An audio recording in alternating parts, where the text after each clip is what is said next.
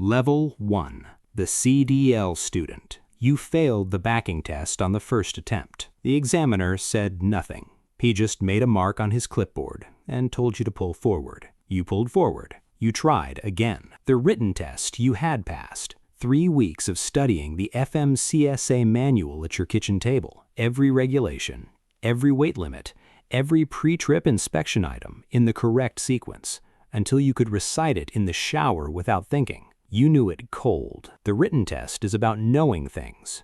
The backing test is about something different. The specific relationship between your hands and your mirrors and the 53 feet of trailer behind you that moves in the opposite direction of what feels natural for the first 40 attempts, and then, without announcing itself, starts to make sense. Your second attempt was cleaner. Not perfect.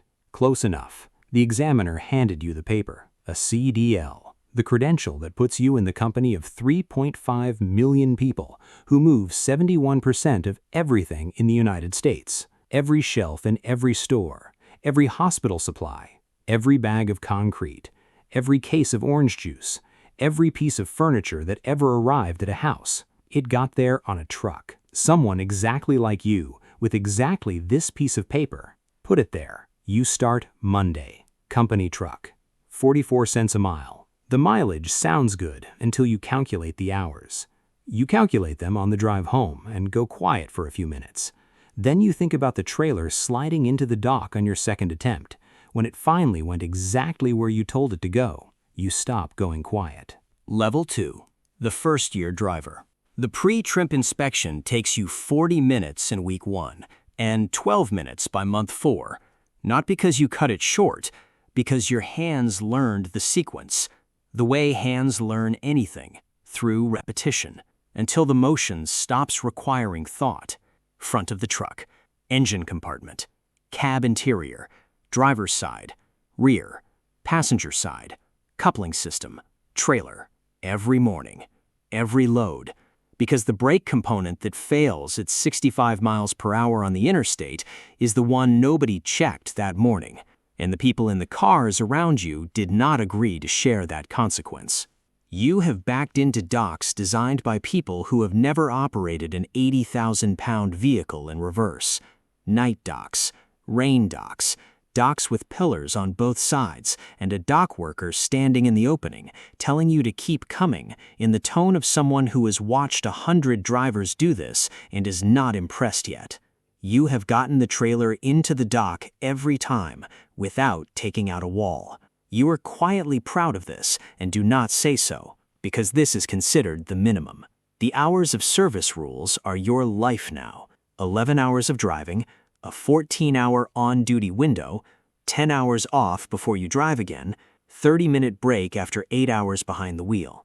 The ELD records everything: your speed, your location, your status, your violations, and the DOT inspector at the weigh station has access to all of it. You are making $62,000 a year. You know which truck stops have the shortest fuel lines at 4 in the morning. You know which pilot locations have hot food after midnight. You know which Love's showers are actually clean. Nobody taught you this.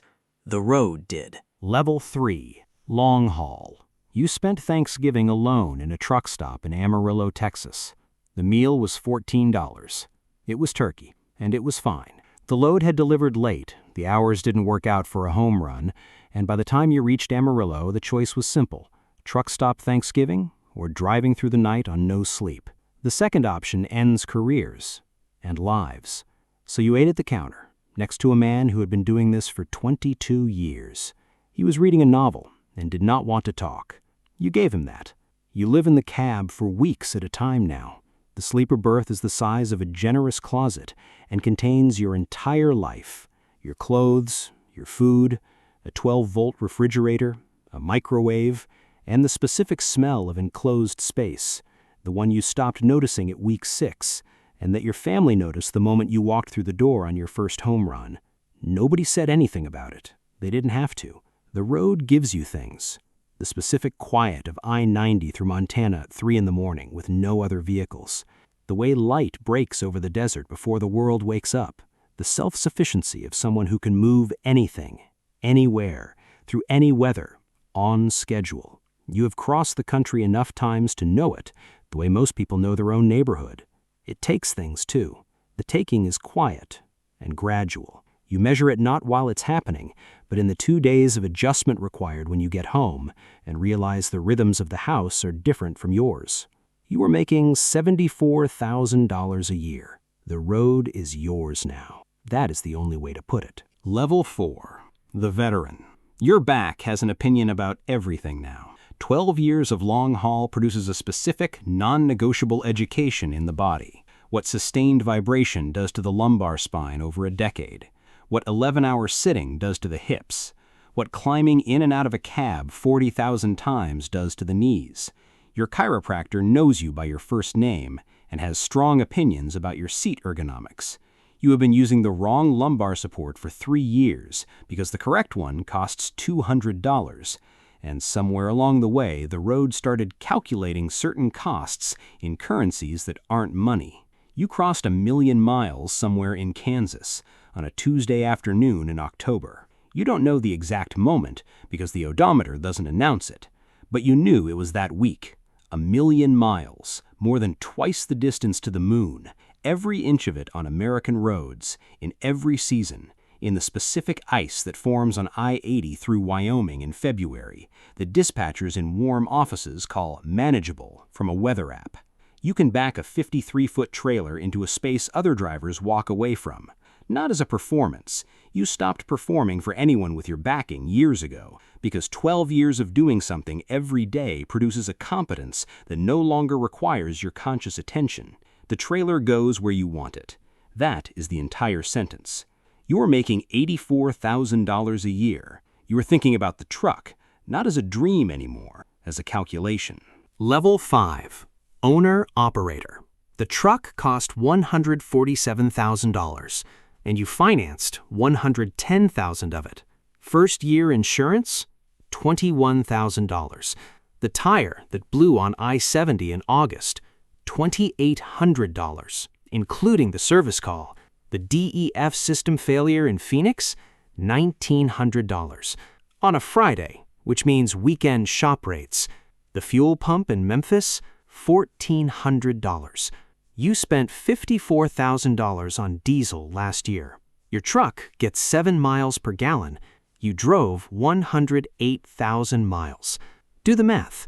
Then say that number out loud to someone who has never been inside this industry and watch their face. After fuel, after insurance, after the truck payment, maintenance, permits, registration, the DOT compliance costs, and the expenses that had no category in your spreadsheet because you couldn't have predicted them, after all of it, you netted $79,000. More than you've ever earned, more than company driving was ever going to give you. But the money is not why you did it. Your name is on the door of the truck. You choose the loads. When a run routes near your hometown, you take it, regardless of what it pays. And on a Tuesday in November, you sleep in your own bed and eat breakfast with your family. And no dispatcher made that call. You made it. The freedom is real. So is the weight of it. If you stop, the business stops. You are the truck. The truck is the business. The road is the business. Nobody warns you that owning the thing you spent years wanting would feel like this, like a better life and a heavier one at the exact same time. Level 6. Specialized freight. The permit for the wind turbine blade took 11 days to clear across 3 states. You drove the route the night before, in your personal vehicle, to verify what the routing software said, because the software is correct the way a map is correct, which is not the same way the road is correct when you are physically inside it at 45 miles per hour with a 185-foot load. The software flagged a turn in a small town in Nebraska as manageable. The turn was manageable if the car parked on the corner was not there. You called the local police non-emergency line, explained what you were hauling, and when, they arranged for the car to be moved. This is the job at this level.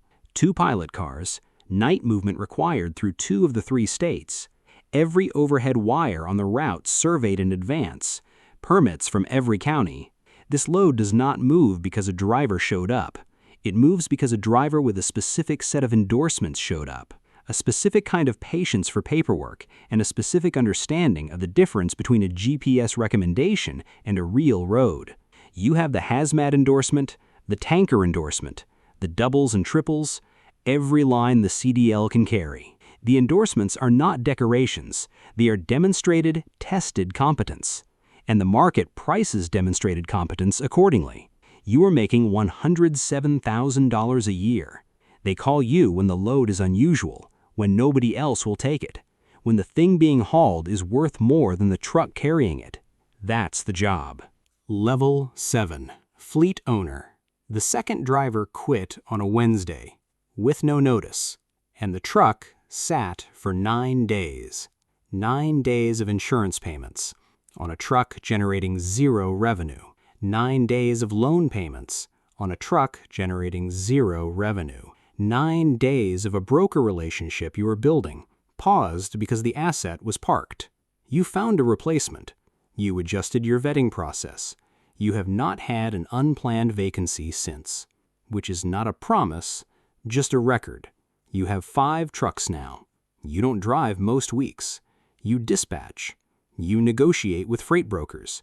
You manage maintenance schedules across 5 vehicles that are each, in their own way, capable of expensive surprises.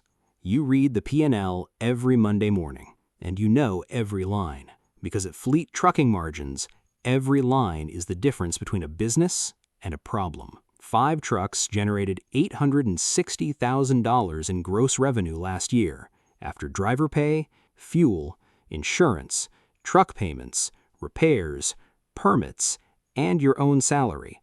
The net margin was 12%. 12% on $860,000 is a real business.